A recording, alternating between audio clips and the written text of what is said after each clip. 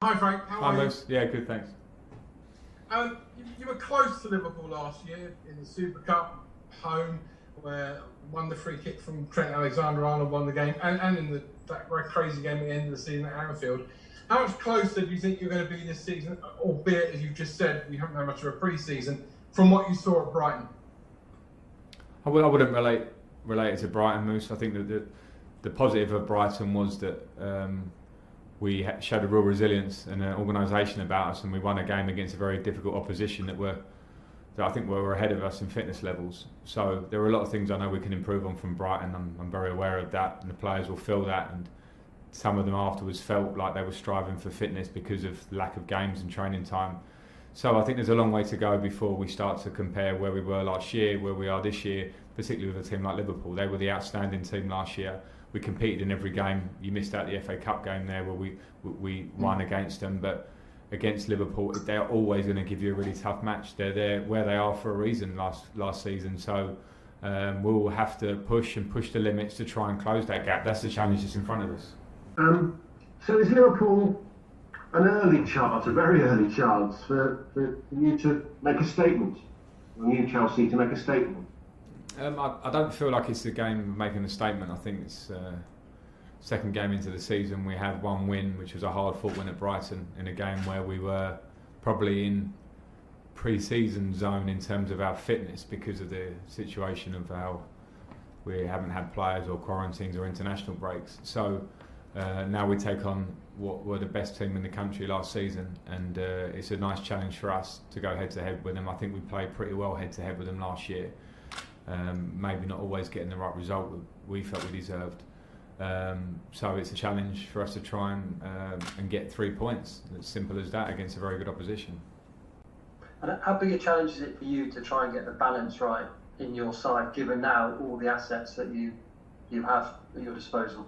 Yeah, that's a challenge for I think any coach in the Premier League, because every squad now has to have 20 plus players to handle, particularly if you're fighting on all levels of competition, to handle the endurance test that is the season. So trying to find the right balance of the squad is something that I think last year we were searching for a lot, because I couldn't make changes that would have maybe changed how we look slightly, and maybe would have brought us some what I maybe felt would be better balance. I think this season we hopefully will move towards having a real good balance between the squad, but we must give that some time, because when we've brought in players now, we haven't had a pre-season. There's no doubt about that. It will take some time to get the team working in the direction I want it to.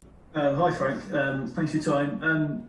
Obviously, a few of the pundits on Sky had some things to say about RubenLoftusCheek and suggesting that he hadn't taken his chances. But we all know that he's had really tough time with injury. He's still working his way back, isn't he? What were your thoughts on that? Do you think it was a pretty unfair assessment of Ruben? Do you think it's too soon to judge him, given everything he's had to deal with, and the fact that you've touched on it before, haven't you, that he is working his way back still? Yeah, I know Ruben's story. Probably second best at how he knows it, but Ruben had a terrible injury, an injury that he worked very hard to come back from over the course of last season. Was just about fit to start playing under 23 games when lockdown came in. Worked incredibly hard in restart. Got a start against Aston Villa. Was due to start against Bayern Munich in the last game of the season, but had a bit of an issue on the day of the game. Trained brilliantly to get fit again for the start of the season, and I think the if there is harsh criticism of him in the game against Brighton, then it is certainly very harsh, because to come back from an injury like he has been difficult for him, and he's put a lot of hours into it, and he's a hugely talented player, a great lad. So there will be lots more to come from Ruben Loftus-Cheek. Unfortunately, the nature of this game is very reactionary, and people will say it as they see it, but knowing Ruben's story behind the scenes, then he's fought back really hard to get where he is, and he's a very, very talented player.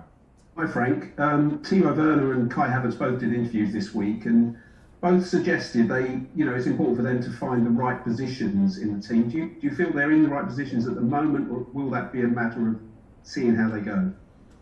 Well, we've played one game, so it's hard to. They both have a flexibility in how they play for their previous clubs. Kai Havertz played probably pretty much most of his games as a right-sided winger, a number 10, and occasionally as a number 9, a number 8 earlier in his career. Timo Werner's played as a left winger, one of 2 strikers, a sole striker for both country and for club. So, of course, that's going to be something that will remain slightly flexible. We'll try and find the right balance of the team as a whole, and they're going to add a lot no matter what position they're playing. Hi, Frank. Hi, John. What's your impression been of Thiago Silva this week? Do you think he's the player who can turn into that leader that you've possibly been looking for both on and off the pitch? Yeah, well, he's certainly a leader. He's not going to sort of turn into a leader. I think he'll bring that with him by nature, and he doesn't speak the language that great, which is something that we will work on very quickly, but we have a lot of players in the squad who are multilingual, can help with that, but by presence, by attitude in training, and by the quality of the player, he of course will command respect, and I look forward to having him around. He seems already very engaging and intent on trying to help the team, and that's all you can ask for as a coach. On the Liverpool game, there does now seem to be quite a lot of needle in these matches. It probably went back to when you were a player, obviously you and Jurgen on the touchline in the last game. It does appear to be turning into a major rivalry now, doesn't it, Chelsea-Liverpool?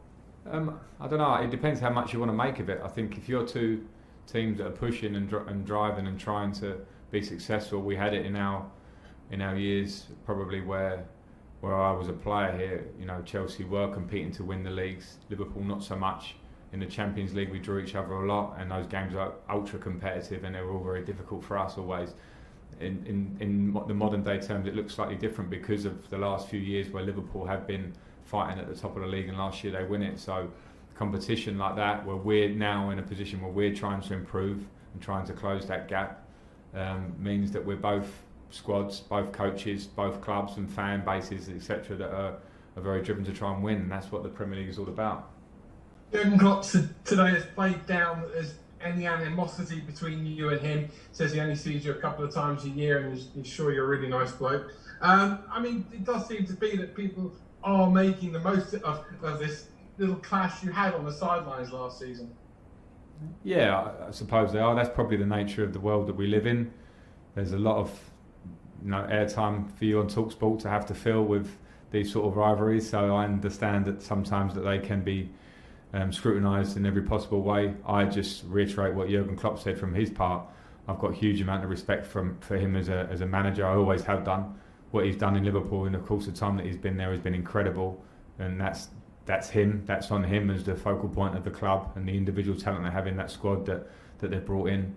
So there's nothing in it for me. The competitive nature of the 90 minutes can always slightly boil over in different directions. The respect I have for Jurgen Klopp would never change. This way you come into the game, particularly into the coaching game, these kind of matches. Yeah, for sure. I think as a player, I always felt that the adrenaline and the feeling for a game of this level with a team as good as Liverpool would always put more in the game. And as a manager and a coach, you understand it yourself. Not only are we going up against a great team, I'm going up against a fantastic coach. So you want to do well in them. That's what we're in it for. I just wanted to check on any injury updates, Frank. I've got a list, or you can go through it yourself, whichever's easier. Go on, you can go through it if you want. I'll tick them off. Yeah. Okay. Ben Chilwell. Ben Chilwell's not ready for the game. And Christian Pulisic. Christian Pulisic is not ready for the game. Similar to Ben, hopefully we hope that they're training and progressing over the next week or so. Hakim Ziyech. Hakim Ziyech is also not ready for the game. Same story. Not sounding good, is it? Timo Werner. Timo Werner's fit. Okay. And in terms of Thiago Silva, is there any chance we can see him against Liverpool? No, Thiago has been training with us for the last 3 or 4 days, and we're just working with him on his fitness at the moment. So Liverpool will come too soon for him.